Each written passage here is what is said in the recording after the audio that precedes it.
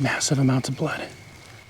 This journey started in the 60s, and I have fished from Alaska to Florida, hunted the Arctic for caribou, and combed the coastlines of Kodiak and the Aleutian Islands in search of meaning and purpose. These excursions exemplify a deeper understanding of success beyond that of just catching fish or bagging big game. They are about the chase and learning who you are.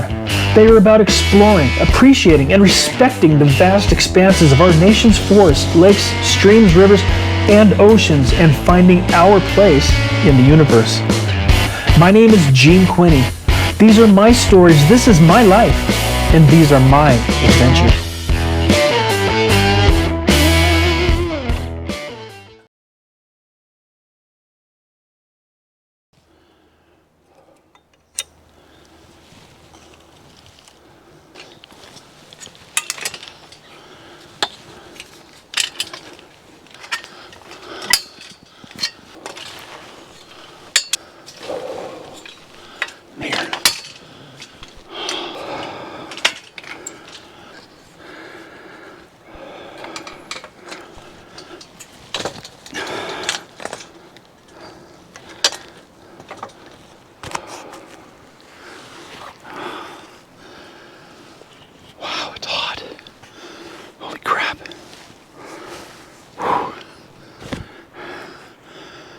It's probably still good 85 degrees out.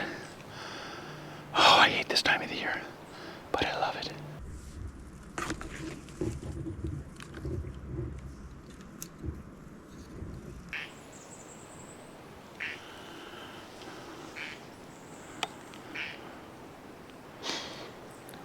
Welcome back to another episode of Hunting with Gene.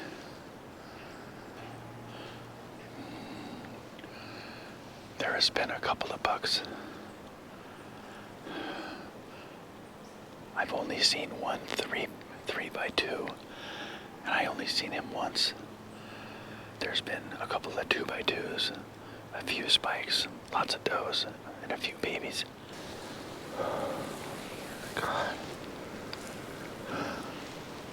This heat reminds me of when I was up in Alaska on Port Huyton back in the 70s.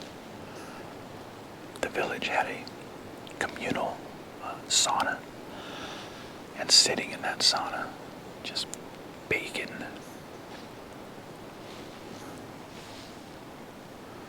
Time goes by so slow when you're sitting in one spot, trying to be quiet, trying not to move. I transplanted truckloads of bamboo from my house in Tacoma down here, and I've got a bamboo jungle. It's absolutely gorgeous. But they can't kill this bamboo. They love hanging around it. They don't eat it, but they like to rub the velvet off on their antlers on it. So it works perfect, and it grows fast.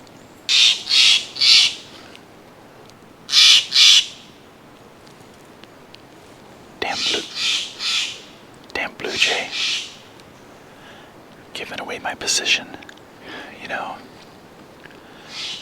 it's times like this when I'm just sitting here up in my tree stand. There's nobody within miles of me. I think. And it's just me, the animals, the birds, the trees, and stupid blue jay. But these are the times when I really start to appreciate, not just start, but when I really do appreciate what I have. It may be hard for you guys to understand or to appreciate, but I came from very, very humble beginnings. And I don't know if this is the time to talk about this kind of stuff, but sometimes things come over me and I just want to say it. And I'm not afraid or ashamed of where I came from. But we were lower middle class when I was growing up. We had a house, not a big house. My dad retired from the military. I didn't want from anything, you know. They gave me everything as a kid that they could. I didn't have the motorcycles like my other friends did. I did have a nice car though, because my dad gave me his '66 Malibu, and right before high school. But we didn't go out to dinner. We didn't have all the fancy stuff that all my other friends had. But I look back on my life, 64 years of living, and there's been a lot of hard knocks. Spike.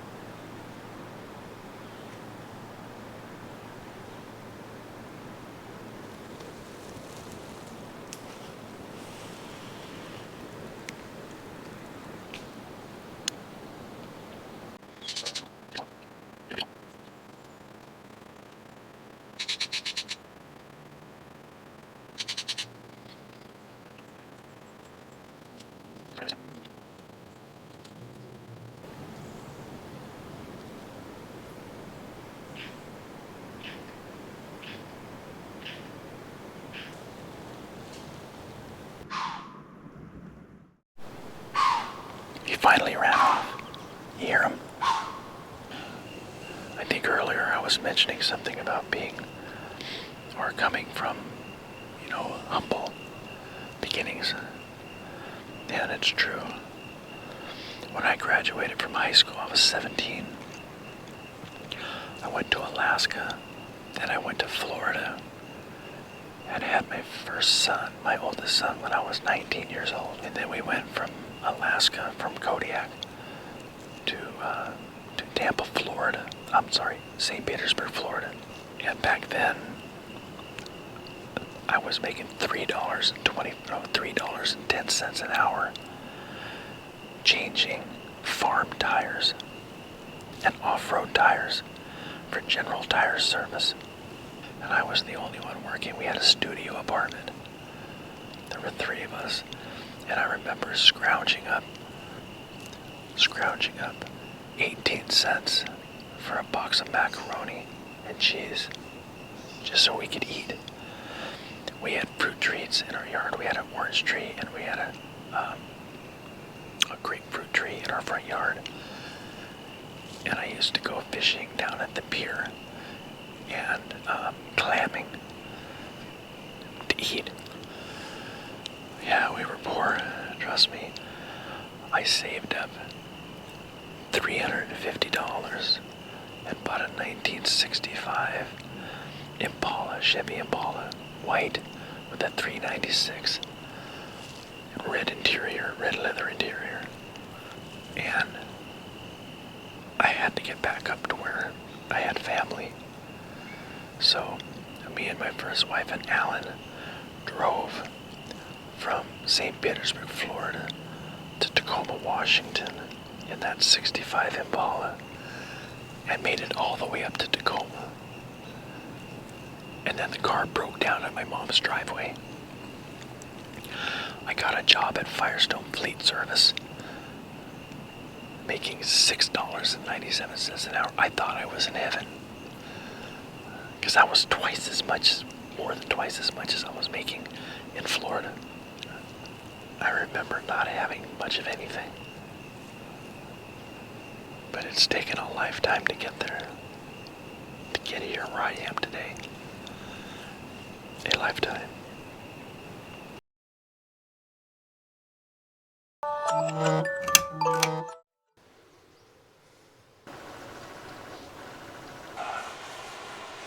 Good morning.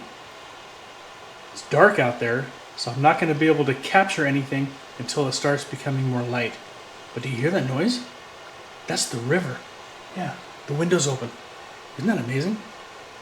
I'll see you out there.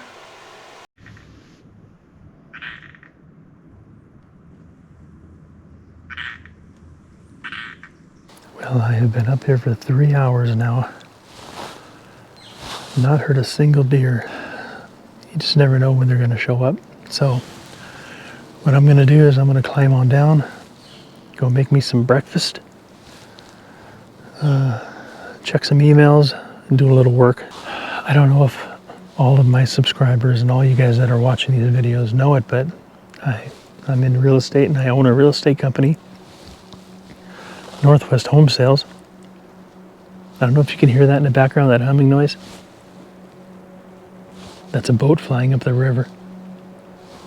So I'm gonna go make myself some breakfast, check some email, do some work, come back up here.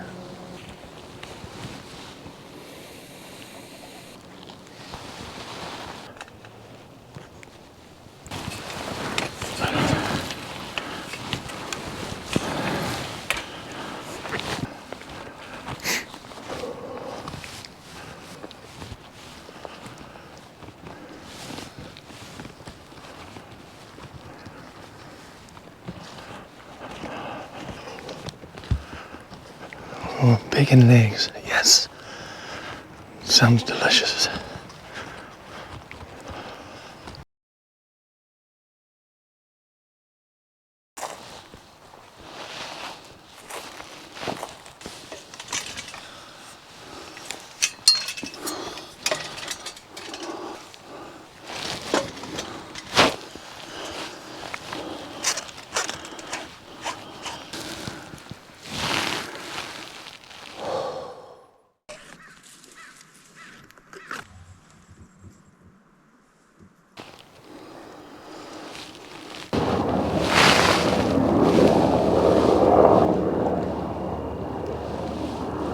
Wolverines.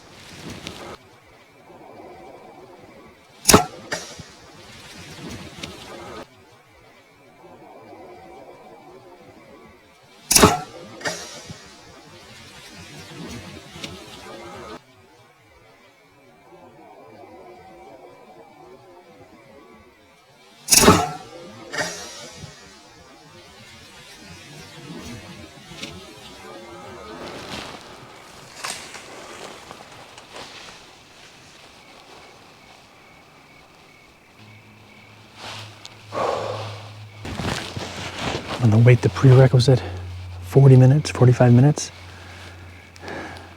7:16 now. Then we'll go get him. It's not the one I wanted, but I'll be happy with it. I'm happy with it. I know it went down. That was a good shot. Look at that blood.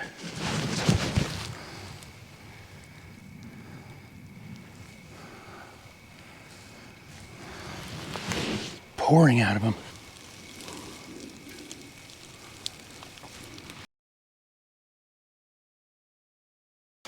We still got blood.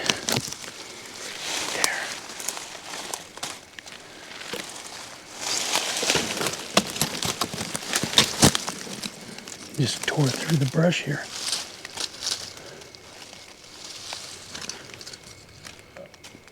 But there's literally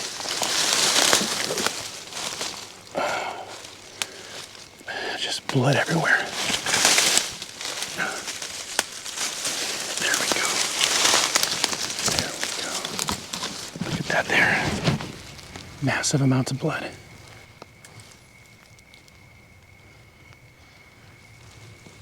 Well, I gave him the prerequisite 40-45 minutes, and you've seen all the blood, and I lost the blood trail. Unfortunately, it's raining right now. I'll find him in the morning. It's the next morning, and last night, I could not find that deer. It started to rain, and it's been raining all night long. Hopefully, it's covered enough, where I didn't lose the blood trail completely to the weather and to the rain. Because, if it rains too hard, it'll wash all the blood away. So I'm gonna head right back to the same spot where I was last night. My computer down here doesn't have the right codec to view those videos, these MP4 videos.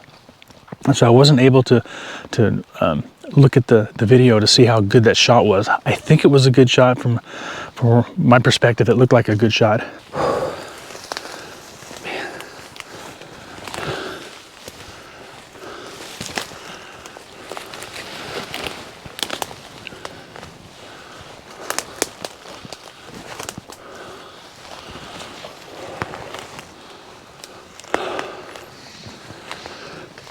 Well, I've abandoned the blood trail because everything is soaked here.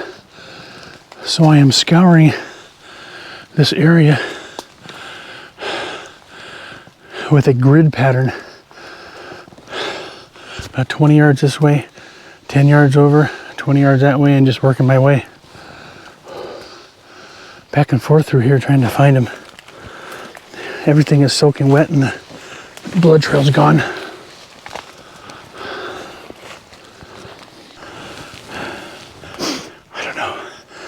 Searching for about an hour using my grid process.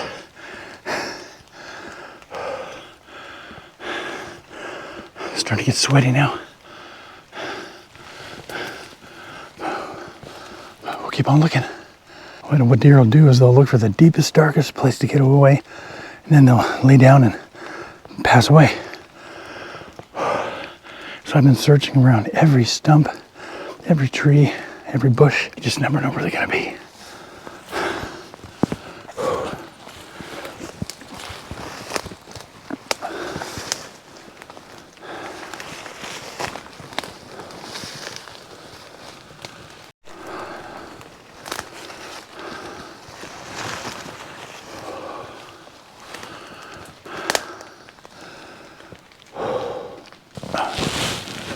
I'm sweating like a pig. I don't know, did the pig sweat? What the fuck? Oh, I mean, there it is. Just my leg right there. Oh my God.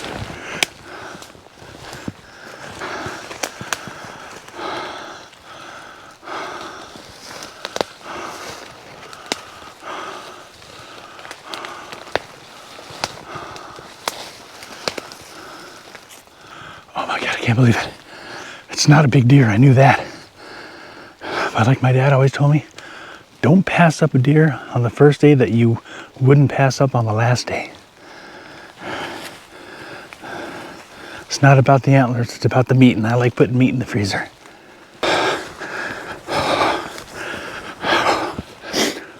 If you liked this video, be sure to check out our other videos where you'll join us on the ocean catching kings and silver salmon, lakes catching kokanee trout and landlocked coho. We'll also be working our riverfront homestead and harvesting venison. Stay tuned for more fishing and hunting and outdoor adventure videos. Be sure to subscribe to the channel and hit that bell button so you get notifications of new uploads. Thank you for watching.